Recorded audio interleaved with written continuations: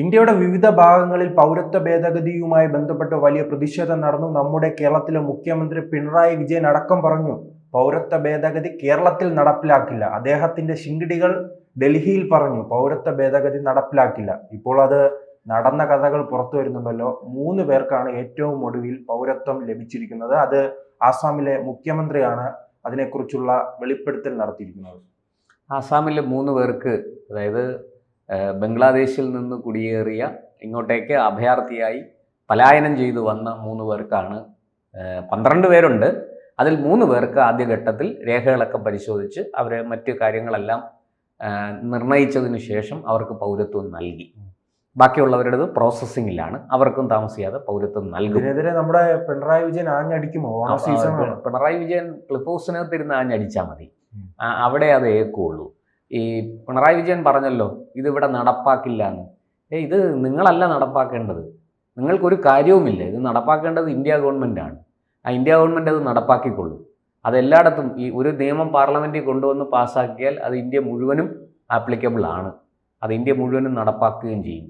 നിങ്ങൾ ഇവിടെ ഇരുന്ന് ഈ അന്തംകമ്മികളെടുത്ത് പറഞ്ഞ് അവരെ വിശ്വസിപ്പിക്കാം. പിന്നെ ഈ പറഞ്ഞ പോലെ നമ്മുടെ സുഡാപ്പികളെടുത്ത് പറഞ്ഞാൽ നിങ്ങൾ പേടിക്കേണ്ട, ഇതൊന്നും ഇവിടെ നടപ്പാക്കില്ല. ഈ ഡിറ്റൻഷൻ സെൻ്ററുകൾ ഇവിടെ നടപ്പാക്കില്ല, ഇവിടെ നിർമ്മിക്കില്ലെന്ന് പറഞ്ഞു. എല്ലാം നിർമ്മിച്ചു, ഉദ്ഘാടനവും കഴിഞ്ഞു. പിണറായി വിജയൻ വലിയ വായ്ത്താരി ഇട്ടതാണ്. ഇവിടെ ഇതൊന്നും അങ്ങനെ ഈ എന്താ പറയുക, ഇങ്ങനത്തെ ഇതുമായി വരുന്ന വിദേശികളെ ഇവിടെ അടയ്ക്കാൻ പറയുന്നത് ശരിയാണ്. അദ്ദേഹം നടപ്പിലാക്കില്ല, കേന്ദ്ര സർക്കാർ നടപ്പാക്കി. അത് പ്രവർത്തനവും ആരംഭിച്ചു. ഇതൊക്കെ ചുമ്മാ വെറുതെ കാരണം അതിൽ വ്യത്യാസമുണ്ട്. ഓണക്കിറ്റ് കൊടുക്കുന്നത് പിണറായിയാണ്, പക്ഷെ മറ്റേത് ഇത്തരം കാര്യങ്ങൾ ഞാനല്ല. അത് കറക്റ്റാണ്, അദ്ദേഹമല്ല. അതെ, ഇത് നല്ല തമാശയാണ്. കഴിഞ്ഞ ദിവസം വേറൊരു ഇതുപോലെ പിണറായിയുടെ കൂട്ട് സഖാക്കളുണ്ടല്ലോ, ഈ CPI ML എന്നൊക്കെ പറയുന്ന റെഡ് ഫ്ലാഗ് എന്നൊക്കെ പറഞ്ഞ ചില സംഘടനകളുണ്ടല്ലോ, ഈ അർബൻ നക്സലുകൾ. ഇതുങ്ങളെല്ലാം കൂടെ ആസാമിൽ ഒരു വലിയ സെമിനാർ സംഘടിപ്പിച്ചു. എന്താണെന്ന് വെച്ചാൽ ഈ ആസാമിൽ നിന്ന് വലിയ തോതിൽ ഇവരെ പുറത്താക്കാൻ, അതായത് റോഹിംഗ്യൻ മുസ്ലിംസിനെയും ബംഗ്ലാദേശി മുസ്ലിംസിനെയും പുറത്താക്കാൻ തീരുമാനിച്ചു. വളരെ കൃത്യമാണ്, കാരണം അവർ നുഴഞ്ഞു കയറിയതാണ്. അതെല്ലാം മനസ്സിലാക്കി എല്ലാറ്റിനെയും കൂടെ പിടിച്ച് ഡിറ്റൻഷൻ സെൻറ്ററിൽ കൊണ്ടുവന്ന് അവിടെ വിചാരണയൊക്കെ നടത്തി കോടതിയിൽ നിന്ന് കാര്യങ്ങളെല്ലാം ക്ലിയർ ചെയ്ത് ഈ അവരെ നടത്തി കൊണ്ടുവന്ന് ഈ അതിർത്തിയിലേക്ക് കൊണ്ടുവന്നതിന് ശേഷം അവരെ അതിർത്തി കടത്തി വിടുന്ന ദൃശ്യങ്ങൾ ഇപ്പോൾ പുറത്തു വന്നിട്ടുണ്ട്. നമ്മുടെ സോഷ്യൽ മീഡിയയിലൊക്കെ അത് ലഭ്യമാണ്. അവിടെ ഇതിനെതിരെ, അതായത് അവർ മനുഷ്യരാണ്, അവരോട് മനുഷ്യത്വം കാണിക്കണം. ആദ്യം ഇവർ ഇന്ത്യക്കാരാണെന്നാണ് പറഞ്ഞുകൊണ്ടിരുന്നത്.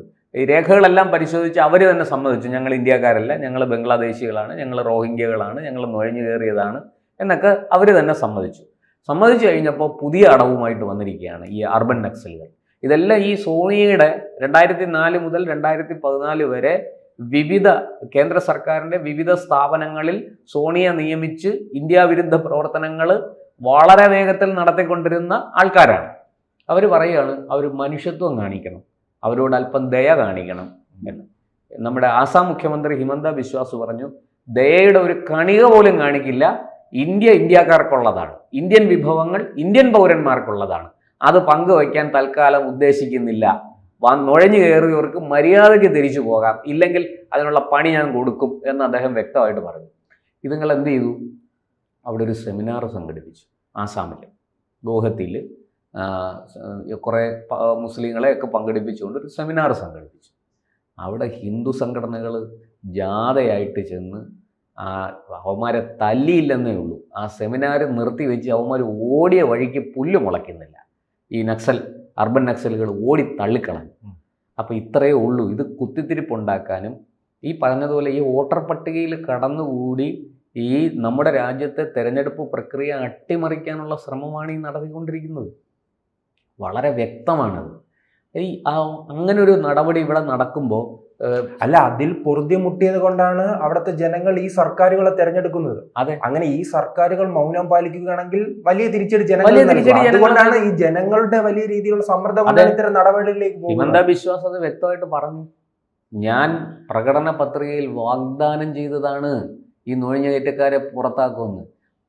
ഏതാണ്ട് ഇപ്പം എത്രയോ ലക്ഷം, 63 ലക്ഷം ഏക്കർ ഭൂമി പിന്നെ നുഴഞ്ഞു കയറിയവർ വനഭൂമി അടക്കം കയ്യേറിയിരിക്കുകയാണ്.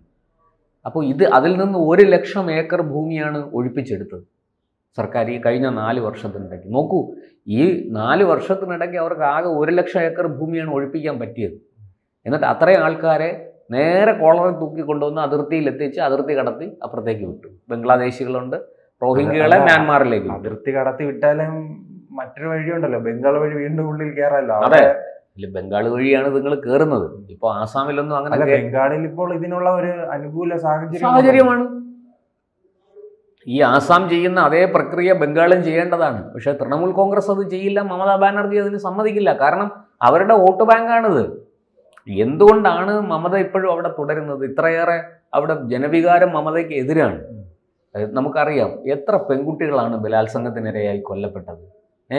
ബംഗാളിൽ എന്തെങ്കിലും തരത്തിലുള്ളൊരു വികസന പ്രവർത്തനം നടക്കുന്നുണ്ടോ ബംഗാളിൽ? എന്നിട്ടും എന്തേ ഈ മമത ജയിച്ചു വരുന്നു? വളരെ കൃത്യമാണ്. ലക്ഷക്കണക്കിന് ആൾക്കാർ ബംഗ്ലാദേശിൽ നിന്ന് ബംഗാളിലേക്ക് നുഴഞ്ഞു കയറിയിട്ടുണ്ട്, പ്രത്യേകിച്ച് അതിർത്തി ജില്ലകളിൽ. അവർ കൃത്യമായിട്ടും മമതയ്ക്ക് വോട്ട് ചെയ്യുന്നു. അവിടെ വോട്ടർ പട്ടികയിൽ ക്രമക്കേടുണ്ട്. ആ വോട്ടർ പട്ടികയെ ദുരുപയോഗം ചെയ്തുകൊണ്ട് മരിച്ചുപോയ ആൾക്കാരുടെ പേരിൽ വരെ ഇവർ വന്ന് വോട്ട് ചെയ്തിട്ട് പോകും. ഇത് അവിടുത്തെ സംസ്ഥാന സർക്കാരിൻ്റെ ഉദ്യോഗസ്ഥരാണ് തെരഞ്ഞെടുപ്പ് നടപടിക്രമങ്ങളെല്ലാം നിയന്ത്രിക്കുന്നത് എന്നെല്ലാവർക്കും അറിയാം. അവിടെ BJP ഇതെല്ലാം ആരോപിച്ചു കഴിഞ്ഞതാണ്. വളരെ ശക്തമായിട്ട് രൂക്ഷമായിട്ടും BJP ഇതിനെതിരെ വിമർശിച്ചുകൊണ്ട് രംഗത്ത് വന്നതാണ്. പക്ഷേ ഒന്നും ചെയ്യാൻ നിവർത്തിയില്ല. കാരണം ഫെഡറൽ സംവിധാനം അനുസരിച്ച് അവിടെ മമതയുടെ കയ്യിലാണ് ഭരണം. മമതയാണ് നടപടി എടുക്കേണ്ടത്.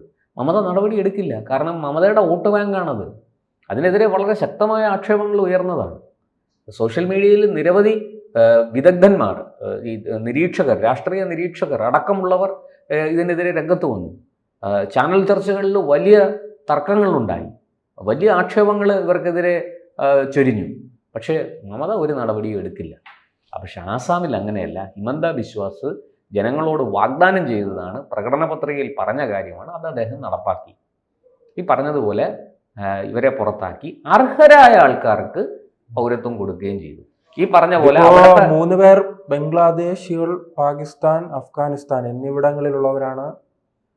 ഈ 12 പേർ അപേക്ഷിച്ചിരുന്നു. അതിൽ ഈ 3 രാജ്യങ്ങളിലുള്ളവരുമുണ്ട്. നമുക്കറിയാം പാകിസ്ഥാനിലെ ബംഗ്ലാദേശിലെ ന്യൂനപക്ഷങ്ങൾ എത്രത്തോളം പ്രതിസന്ധി അനുഭവിക്കുന്നു. ഇടക്കാലത്ത് ഇനി പ്രത്യേകിച്ച് ജനങ്ങളോട് പറയേണ്ട കാര്യമില്ലല്ലോ. ബംഗ്ലാദേശിൽ കുറച്ചു നാളുകളായി നടക്കുന്നത് നമുക്ക് കൃത്യമായി അറിയാലോ. സന്യാസി ഉൾപ്പെടെ പിടിച്ച് ജയിലിലിടുകയാണ്. മാത്രമല്ല ഈ നിയമത്തിൽ ഇപ്പോൾ കേന്ദ്ര സർക്കാർ ഒരു ചെറിയൊരു മാറ്റം കൂടെ കൊണ്ടുവന്നിട്ടുണ്ട്. എന്ന് വെച്ചാൽ ഡേറ്റ് 2014 വർഷം വരെയായിരുന്നു. പ്രത്യേകിച്ച് ഇതിലെ BJP സർക്കാരിന് മാത്രമേ കഴിയുകയുള്ളൂ. ഇവിടുത്തെ പ്രതിപക്ഷ പാർട്ടികളായാലും കോൺഗ്രസ് ഉൾപ്പെടെയുള്ളവരാണെങ്കിൽ ഗാസയെ കുറിച്ച് ചിന്തിച്ച് അവർ വെപ്രാളപ്പെടുകയാണ്. അപ്പോൾ ഈ പാവപ്പെട്ട പാകിസ്ഥാനിലെ, ബംഗ്ലാദേശിലെ, അഫ്ഗാനിസ്ഥാനിലെ ന്യൂനപക്ഷങ്ങൾ, അത് ഈ കോൺഗ്രസ്സുകാർ പറയും പോലെ ഈ ഹിന്ദുക്കൾ അല്ലെ, ഹിന്ദു ഇപ്പോൾ 6 വിഭാഗങ്ങളുണ്ട്. ഹിന്ദുക്കളുണ്ട്, ജൈനരുണ്ട്, ബൗദ്ധരുണ്ട്, സിഖുകാരുണ്ട്, പിന്നെ ക്രിസ്ത്യാനികളുണ്ട്, അതുപോലെ തന്നെ പാഴ്സികളുമുണ്ട്. അതാണ് അവിടെ കോൺഗ്രസിലെ മൗനം പാലിക്കുന്നത്. അവർ ഹിന്ദു എന്ന് മാത്രമാണ്. അവിടെ ക്രിസ്ത്യാനികളുണ്ട്, അതെ, പാഴ്സികളുണ്ട്, ബുദ്ധന്മാരുണ്ട്, ജൈനന്മാരുണ്ട്, ഉൾപ്പെടെയുള്ളവരാണ് ഈ 6 മതവിഭാഗങ്ങളെയും രക്ഷിക്കാൻ വേണ്ടിയിട്ടുള്ള ഒരു നിയമമാണ്. അത് കൊണ്ടുവന്നത് 2014 മുമ്പ് ഇവിടേക്ക് പലായനം ചെയ്തു വന്നവർ എന്നാണ് പറഞ്ഞിരുന്നത് നിയമത്തിൽ. അതിപ്പോൾ 2024 മാറ്റി. കാരണം 14 ശേഷം ഒരുപാട് പേര് വരുന്നുണ്ട്. ഈ അവിടുത്തെ ഈ എന്താ പറയുക, ഭീകരമായ ആക്രമണങ്ങൾ സഹിക്കാൻ പറ്റാതെ ജീവനും കയ്യിൽ പിടിച്ച് അവിടുന്ന് ഓടി വരുന്നവരാണ്. അവരെ ഈ പറഞ്ഞ പോലെ നമ്മുടെ രാജ്യത്ത് അവർക്ക് അഭയം കൊടുക്കുക എന്നുള്ളത് സ്വാതന്ത്ര്യം കിട്ടിയ കാലത്ത് 1947 വിഭജന കാലത്ത് തന്നെ നമ്മൾ ധാരണ ഉണ്ടാക്കിയതാണ്. പക്ഷേ ഈ നീണ്ട ഇത്രയും വർഷം, രാജ്യം സ്വതന്ത്രമായി 10-70 വർഷം നമ്മൾ ആ നിയമം എന്താ പറയണ്ടേ ഉണ്ടാക്കിയില്ല. നിയമ ഭേദഗതി വരുത്തി. ഗാസയിലുള്ളവർക്ക് നൽകുന്ന പരിഗണന, അവർക്ക് വേണ്ടി കരയുന്നവർ ഈ പാകിസ്ഥാൻ ന്യൂനപക്ഷങ്ങളെ കാണുന്നില്ല. ഈ പാകിസ്ഥാനിലെയും ബംഗ്ലാദേശിലെയും അഫ്ഗാനിസ്ഥാനിലെയും ന്യൂനപക്ഷങ്ങളെ കാണാൻ അവർ തയ്യാറല്ല. കാരണം അതൊരു വോട്ട് ബാങ്ക് അല്ല. അത് വോട്ട് ബാങ്ക് അല്ലാത്തിടത്തോളം കാലം അവർക്ക് ഈ വിഷയത്തിൽ ഈ പറഞ്ഞ ആൾക്കാരോടൊന്നും യാതൊരു പ്രതിബദ്ധതയും ഇല്ല. മറിച്ച് ഗാസയിലെ ആൾക്കാരോടുണ്ട്. കാരണം എന്താണെന്ന് വെച്ചാൽ ഈ ഹമാസിൻ്റെ ബന്ധുക്കൾ ഇവിടെ ഉണ്ട്, സുഡാപ്പികൾ ഇവിടെ ഉണ്ട്. അതുകൊണ്ട് അവർ ഒരു വോട്ട് ബാങ്കായിട്ട് നിൽക്കുന്നത് കൊണ്ട് അവരെ പ്രീതിപ്പെടുത്താൻ വേണ്ടി ഗാസയെക്കുറിച്ച് വിലപിക്കും, ഗാസയെക്കുറിച്ച് ആവലാതിപ്പെടും. ഗാസയിലുള്ളവർ മനുഷ്യർ, ഇവരൊന്നും മനുഷ്യരല്ല, ബംഗ്ലാദേശികൾ മനുഷ്യരല്ല. കൂടുതൽ വാർത്തകളും വിശേഷങ്ങളും നിങ്ങളിലേക്ക് എത്താൻ ABC മലയാളം സബ്സ്ക്രൈബ് ചെയ്യുക, ബെൽബട്ടനും അമർത്തുക.